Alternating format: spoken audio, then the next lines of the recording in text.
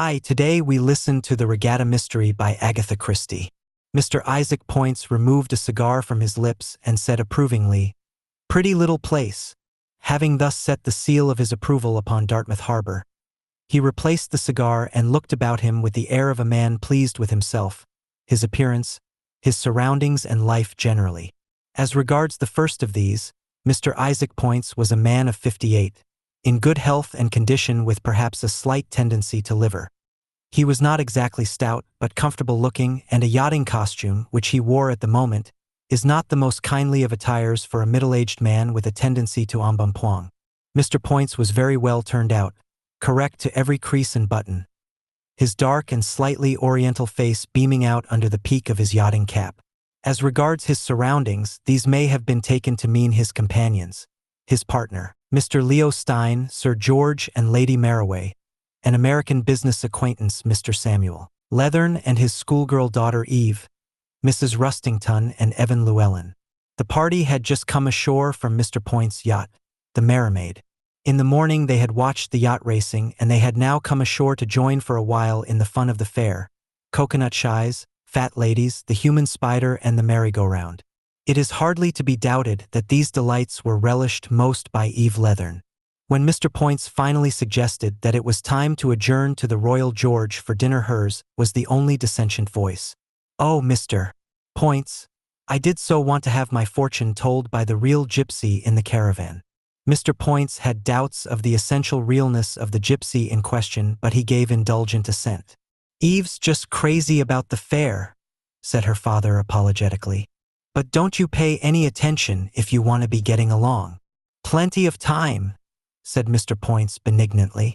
"Let the little lady enjoy herself. I'll take you on at darts, Leo. 25 and over wins a prize," chanted the man in charge of the darts in a high nasal voice. "Bet you a fiver my total score beats yours," said Pointz. "Done," said Stein with alacrity. The two men were soon wholeheartedly engaged in their battle. Lady Maraway murmured to Evan Llewellyn, "Eve is not the only child in the party." Llewellyn smiled assent, but somewhat absently. He had been absent-minded all that day. Once or twice his answers had been wide of the point. Pamela Maraway drew away from him and said to her husband, "That young man has something on his mind," Sir George murmured. "Or someone," and his glance swept quickly over Janet Rustington. Lady Maraway frowned a little. She was a tall woman exquisitely groomed. The scarlet of her fingernails was matched by the dark red coral studs in her ears. Her eyes were dark and watchful. Sir George affected a careless, hearty English gentleman manner, but his bright blue eyes held the same watchful look as his wife's. Isaac Pointz and Leo Stein were Hatton Garden diamond merchants. Sir George and Lady Maraway came from a different world, the world of Antibes and Juan les Pins, of golf at St. Jean-de-Luz, of bathing from the rocks at Madeira in the winter. In outward seeming they were as the lilies that toiled not, neither did they spin. But perhaps this was not quite true. There are diverse ways of toiling and also of spinning. "Here's the kid back again," said Evan Llewellyn to Mrs. Rustington. He was a dark young man. There was a faintly hungry wolfish look about him which some women found attractive. It was difficult to say whether Mrs. Rustington found him so. She did not wear her heart on her sleeve. She had married young, and the marriage had ended in disaster in less than a year. Since that time it was difficult to know what Janet Rustington thought of anyone or anything. Her manner was always the same, charming but completely aloof. Eve Leathern came dancing up to them, her lank fair hair bobbing excitedly. She was 15, an awkward child but full of vitality. "I'm going to be married by the time I'm 17, she exclaimed breathlessly. "To a very rich man, and we're going to have 6 children, and Tuesdays and Thursdays are my lucky days, and I ought always to wear green or blue, and an emerald is my lucky stone, and—" "Why, pet, I think we ought to be getting along," said her father. Mr. Leathern was a tall, fair, dyspeptic-looking man with a somewhat mournful expression. Mr. Pointz and Mr. Stein were turning away from the darts. Mr. Pointz was chuckling and Mr. Stein was looking somewhat rueful. "It's all a matter of luck," he was saying. Mr. Pointz slapped his pocket cheerfully. "Took a fiver off you all right. Skill, my boy, skill." My old dad was a first-class darts player. Well, folks, let's be getting along. Had your fortune told, Eve? Did they tell you to beware of a dark man? A dark woman, corrected Eve. She's got a cast in her eye and she'll be real mean to me if I give her a chance. And I'm to be married by the time I'm 17. She ran on happily as the party steered its way to the Royal George. Dinner had been ordered beforehand by the forethought of Mr. Pointz, and a bowing waiter led them upstairs and into a private room on the first floor. Here a round table was ready laid. The big bulging bow window opened on the harbor square and was open. The noise of the fair came up to them, and the raucous squeal of 3 roundabouts each blaring a different tune. Best shut that if we're to hear ourselves speak, observed Mr. Pointz drily, and suited the action to the word. They took their seats round the table and Mr. Pointz beamed affectionately at his guests. He felt he was doing them well and he liked to do people well. His eyes rested on one after another. Lady Maraway, fine woman. Not quite the goods, of course. He knew that. He was perfectly well aware that what he had called all his life the creme de la creme would have very little to do with the Maraways. But then the creme de la creme were supremely unaware of his own existence. Anyway, Lady Maraway was a damned smart-looking woman, and he didn't mind if she did rook him at bridge. Didn't enjoy it quite so much from Sir George. Fishy eye the fellow had. Brazenly on the make. But he wouldn't make too much out of Isaac Pointz. He'd see to that all right. Old Leathern wasn't a bad fellow. Long-winded, of course, like most Americans. Fond of telling endless long stories. And he had that disconcerting habit of requiring precise information. What was the population of Dartmouth? In what year had the Naval College been built? And so on. Expected his host to be a kind of walking Baedeker. Eve was a nice, cheery kid. He enjoyed chaffing her. Voice rather like a corn cake. But she had all her wits about her. A bright kid. Young Llewellyn, he seemed a bit quiet. Looked as though he had something on his mind. Hard up, probably. These writing fellows usually were. Looked as though he might be keen on Janet Rustington. A nice woman, attractive and clever, too. But she didn't ram her writing down your throat. Highbrow sort of stuff she wrote, but you'd never think it to hear her talk. And old Leo, he wasn't getting younger or thinner. And blissfully unaware that his partner was at that moment thinking precisely the same thing about him, Mr. Pointz corrected Mr. Leathern as to Pilchard's being connected with Devon and not Cornwall, and prepared to enjoy his dinner. Mr. Pointz, said Eve when plates of hot mackerel had been set before them and the waiters had left the room. Yes, young lady. Have you got that big diamond with you right now? The one you showed us last night and said you always took about with you? Mr. Pointz chuckled. That's right. My mascot, I call it. Yes, I've got it with me all right. I think that's awfully dangerous. Somebody might get it away from you in the crowd at the fair. Not they, said Mr. Pointz. I'll take good care of that. But they might, insisted Eve. You've got gangsters in England as well as we have, haven't you? They won't get the Morning Star, said Mr. Pointz. To begin with, it's in a special inner pocket. And anyway, old Pointz knows what he's about. Nobody's going to steal the Morning Star. Eve laughed. Ugh, huh. Bet I could steal it. I bet you couldn't. Mr. Pointz twinkled back at her. Well, I bet I could. I was thinking about it last night in bed, after you'd handed it round the table, for us all to look at. I thought of a real cute way to steal it. And what's that? Eve put her head on one side, her fair hair wagged excitedly. I'm not telling you now. What do you bet I couldn't? Memories of Mr. Pointz's youth rose in his mind. 6 pairs of gloves, he said. Gloves, cried Eve, disgustedly. Who wears gloves? Well, do you wear nylon stockings? Do I not? My best pair. Ran this morning. Very well, then. 6 pairs of the finest nylon stockings. Ooh, said Eve blissfully. And what about you? Well, I need a new tobacco pouch. Right? That's a deal. Not that you'll get your tobacco pouch. Now I'll tell you what you've got to do. You must hand it round like you did last night. She broke off as 2 waiters entered to remove the plates. When they were starting on the next course of chicken, Mr. Pointz said, Remember this, young woman. If this is to represent a real theft, I should send for the police and you'd be searched. That's quite okay by me. You needn't be quite so lifelike as to bring the police into it. But Lady Marroway or Mrs. Rustington can do all the searching you like. Well, that's that then, said Mr. Pointz.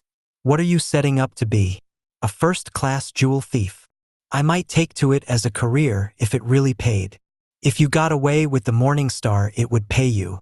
Even after recutting that stone would be worth over £30,000. My, said Eve, impressed. What's that in dollars? Lady Marroway uttered an exclamation. And you carry such a stone about with you? She said reproachfully. £30,000. Her darkened eyelashes quivered. Mrs. Rustington said softly, It's a lot of money. And then there's the fascination of the stone itself. It's beautiful. Just a piece of carbon, said Evan Llewellyn. I've always understood it's the fence that's the difficulty in jewel robberies, said Sir George. He takes the lion's share. At what? Come on, said Eve excitedly. Let's start. Take the diamond out and say what you said last night. Mr. Leathern said in his deep, melancholy voice, I do apologize for my offspring. She gets kinder worked up. That'll do, Pops, said Eve. Now then, Mr. Pointz. Smiling, Mr. Pointz fumbled in an inner pocket. He drew something out. It lay on the palm of his hand, blinking in the light. A diamond. Rather stiffly, Mr. Pointz repeated as far as he could remember his speech of the previous evening on the Mermaid. Perhaps you, ladies and gentlemen, would like to have a look at this? It's an unusually beautiful stone. I call it the Morning Star, and it's by way of being my mascot. Goes about with me anywhere. Like to see it? He handed it to Lady Marroway, who took it, exclaimed at its beauty, and passed it to Mr. Leathern, who said, Pretty good, yes, pretty good, in a somewhat artificial manner, and in his turn passed it to Llewellyn. The waiters coming in at that moment, there was a slight hitch in the proceedings. When they had gone again, Evan said, Very fine stone, and passed it to Leo Stein, who did not trouble to make any comment but handed it quickly on to Eve. How perfectly lovely, cried Eve in a high, affected voice. Oh! She gave a cry of consternation as it slipped from her hand. I've dropped it. She pushed back her chair and got down to grope under the table. Sir George at her right bent also. A glass got swept off the table in the confusion. Stein. Llewellyn and Mrs. Rustington all helped in the search. Finally, Lady Marroway joined in. Only Mr. Pointz took no part in the proceedings. He remained in his seat, sipping his wine and smiling sardonically. Oh, dear, said Eve, still in her artificial manner. How dreadful! Where can it have rolled to? I can't find it anywhere. One by one, the assistant searchers rose to their feet. It's disappeared all right, Pointz, said Sir George, smiling. Very nicely done, said Mr. Pointz, nodding approval. You'd make a very good actress, Eve. Now the question is, have you hidden it somewhere or have you got it on you? Search me, said Eve dramatically. Mr. Pointz, I sought out a large screen in the corner of the room. He nodded towards it and then looked at Lady Marroway and Mrs. Rustington. If you ladies will be so good. Why, certainly, said Lady Marroway, smiling. The two women rose. Lady Marroway said, Don't be afraid, Mr. Pointz. We'll vet här propali. The three went behind the screen. The room was hot. Evan Llewellyn flung open the window. A news vendor was passing. Evan threw down a coin and the man threw up a paper. Llewellyn unfolded it.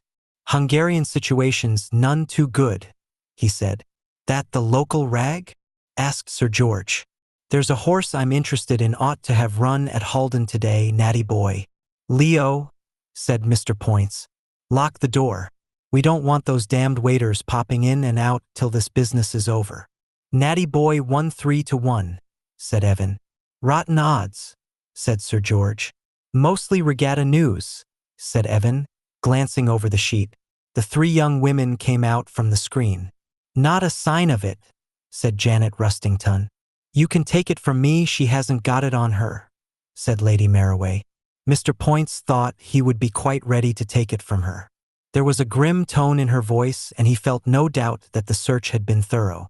Say, Eve, you haven't swallowed it? asked Mr. Leathern anxiously. Because maybe that wouldn't be too good for you. I'd have seen her do that, said Leo Stein quietly. I was watching her. She didn't put anything in her mouth. I couldn't swallow a great thing all points like that, said Eve. She put her hands on her hips and looked at Mr. Pointz. What about it, big boy? She asked. You stand over there where you are and don't move, said that gentleman. Among them, the men stripped the table and turned it upside down. Mr. Pointz examined every inch of it. Then he transferred his attention to the chair on which Eve had been sitting and those on either side of her. The thoroughness of the search left nothing to be desired. The other 4 men joined in and the women also. Eve Leathern stood by the wall near the screen and laughed with intense enjoyment. 5 minutes later, Mr. Pointz rose with a slight groan from his knees and dusted his trousers sadly. His pristine freshness was somewhat impaired. Eve, he said, I take off my hat to you. You're the finest thing in jewel thieves I've ever come across. What you've done with that stone beats me. As far as I can see, it must be in the room as it isn't on. I give you best. Are the stockings mine? Demanded Eve. They're yours, young lady. Eve, my child, where can you have hidden it? Demanded Mrs. Rustington curiously. Eve pranced forward. I'll show you. You'll all be just mad with yourselves. She went across to the side table where the things from the dinner table had been roughly stacked. She picked up her little black evening bag. Right under your eyes. Right, her voice, gay and triumphant, trailed off suddenly. Oh, she said. Oh, what's the matter, honey? Said her father. Eve whispered. It's gone. It's gone. What's all this? Asked Pointz, coming forward. Eve turned to him impetuously. It was like this. This pochette of mine has a big paste stone in the middle of the clasp. It fell out last night, and just when you were showing that diamond round, I noticed that it was much the same size. And so I thought in the night what a good idea for a robbery it would be to wedge your diamond into the gap with a bit of plasticine. I felt sure nobody would ever spot it. That's what I did tonight. First I dropped it, then went down after it with the bag in my hand, stuck it into the gap with a bit of plasticine which I had handy, put my bag on the table and went on pretending to look for the diamond. I thought it would be like the purloined letter, lying there in full view under all your noses and just looking like a common bit of rhinestone. And it was a good plan.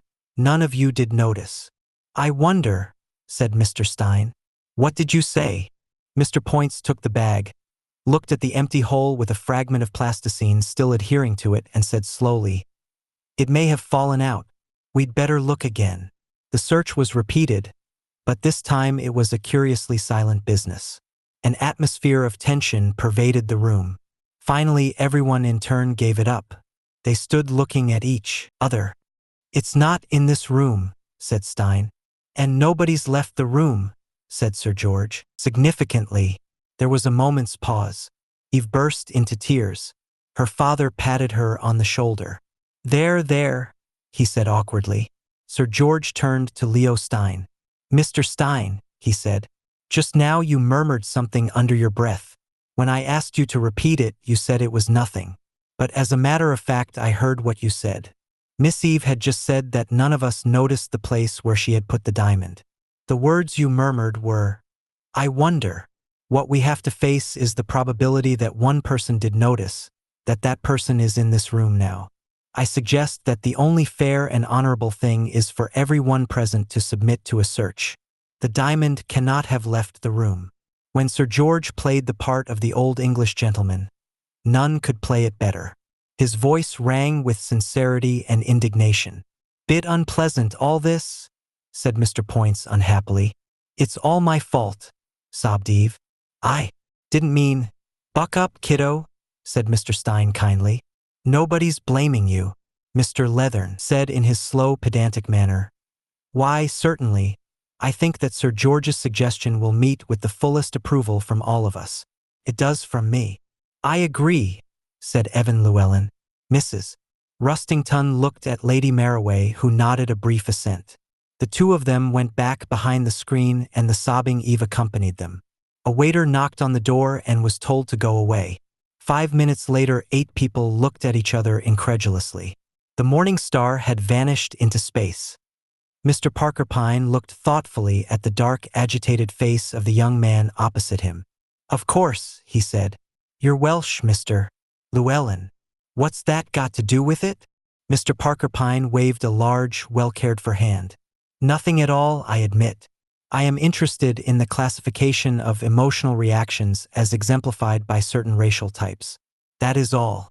Let us return to the consideration of your particular problem." "I don't really know why I came to you," said Evan Llewellyn.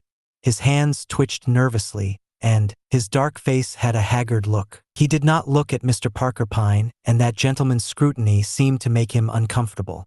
"I don't know why I came to you," he repeated. "But where the hell can I go? And what the hell can I do? It's the powerlessness of not being able to do anything at all that gets me.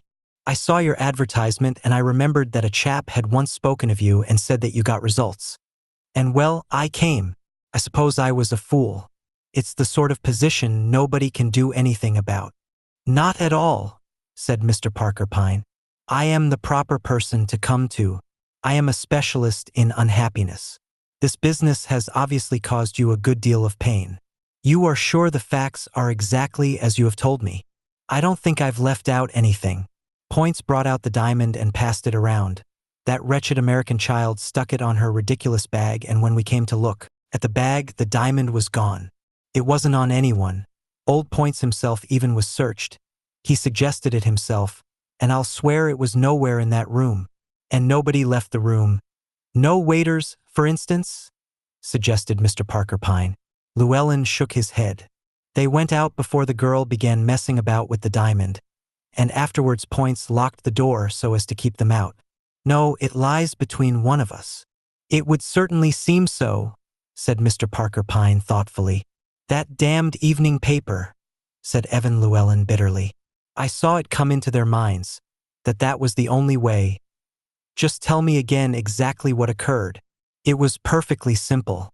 I threw open the window, whistled to the man, threw down a copper, and he tossed me up the paper. And there it is, you see, the only possible way the diamond could have left the room, thrown by me to an accomplice waiting in the street below."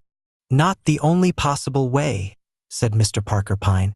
"What other way can you suggest? If you didn't throw it out, there must have been some other way." "Oh, I see. I hoped you meant something more definite than that." "Well, I can only say that I didn't throw it out. I can't expect you to believe me, or anyone else." "Oh, yes, I believe you," said Mr. Parker Pyne. "You do? Why?" "Not a criminal type," said Mr. Parker Pyne. "Not, that is, the particular criminal type that steals jewelry. There are crimes, of course, that you might commit, but we won't enter into that subject. At any rate, I do not see you as the purloiner of the Morning Star." "Everyone else does, though," said Llewellyn bitterly. "I see," said Mr. Parker Pyne. "They looked at me in a queer sort of way at the time. Maraway picked up the paper and just glanced over at the window. He didn't say anything, but Pointz catoned onto it quick enough. I could see what they thought. There hasn't been any open accusation. That's the devil of it." Mr. Parker Pyne nodded sympathetically. "It is worse than that," he said. "Yes, it's just suspicion. I've had a fellow round, asking questions, routine inquiries, he called it. One of the new dress shirt lot of police, I suppose. Very tactful, nothing at all hinted. Just interested in the fact that I'd been hard up and was suddenly cutting a bit of a splash." "And were you?" "Yes, some luck with a horse or two. Unluckily my bets were made on the course. There's nothing to show that that's how the money came in. They can't disprove it, of course. But that's just the sort of easy lie a fellow would invent if he didn't want to show where the money came from." "I agree. Still, they will have to have a good deal more than that to go upon." "Oh, I'm not afraid of actually being arrested and charged with the theft. In a way that would be easier, one would know where one was. It's the ghastly fact that all those people believe I took it." "One person in particular? What do you mean?" "A suggestion, nothing more." Again Mr. Parker Pyne waved his comfortable-looking hand. "There was one person in particular, wasn't there? Shall we say Mrs. Rustington?" Llewellyn's dark face flushed. "Why pitch on her?" "Oh, my dear sir, there is obviously someone whose opinion matters to you greatly, probably a lady. What ladies were there? An American flapper? Lady Maraway? But you would probably rise not fall in Lady Maraway's estimation if you had brought off such a coup. I know something of the lady. Clearly then, Mrs. Rustington. Llewellyn said with something of an effort. She's had rather an unfortunate experience. Her husband was a down-and-out rotter. It's made her unwilling to trust anyone. If she thinks... He found it difficult to go on.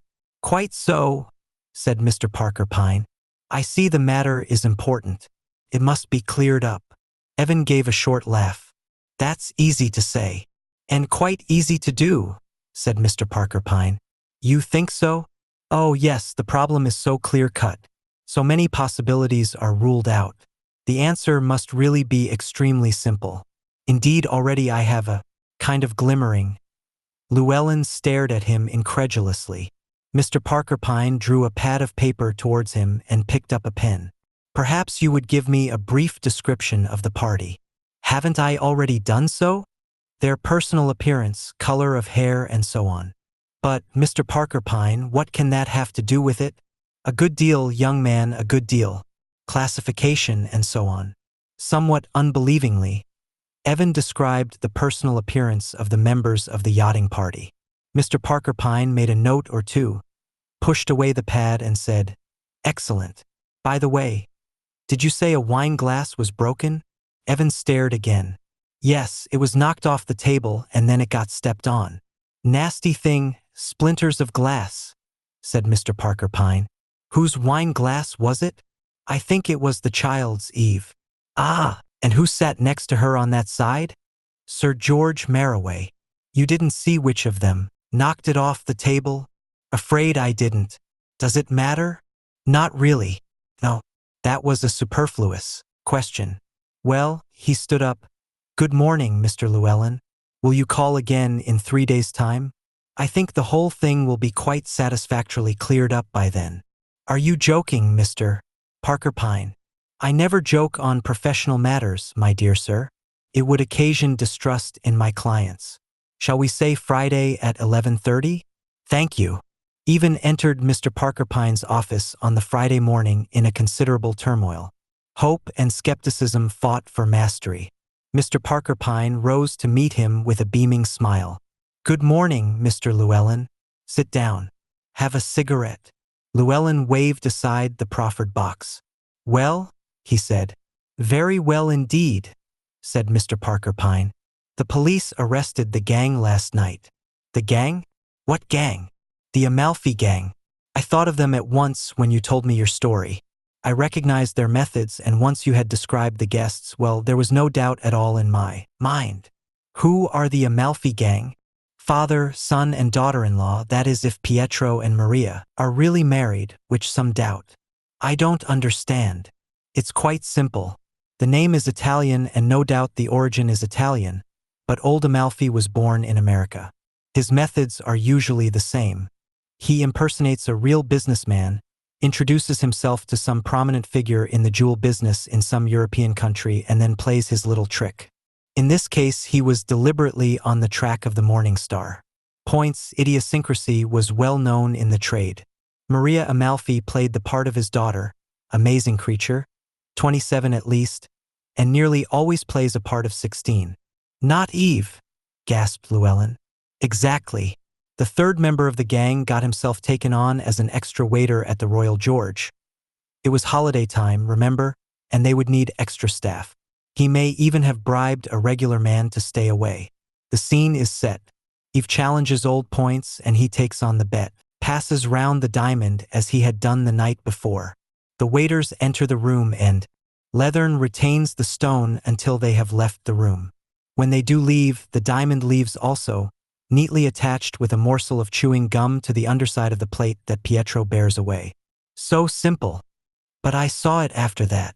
No, you saw a paste replica, good enough to deceive a casual glance. Stein, you told me, hardly looked at it. Eve drops it, sweeps off a glass too, and steps firmly on stone and glass together.